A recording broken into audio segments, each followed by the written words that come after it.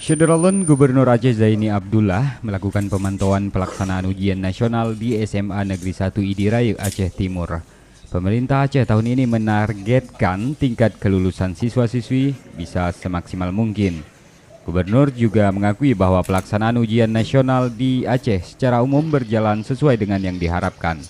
Tingkat kecurangan UN pada 2016 ini diklaimnya semakin kecil. Semua kita harus memperbaiki kita benar supaya sepenuhnya seoptimal mungkin ya. Yang untuk kita boleh maksimal ya tentunya kita berharap tapi mungkin makan waktu.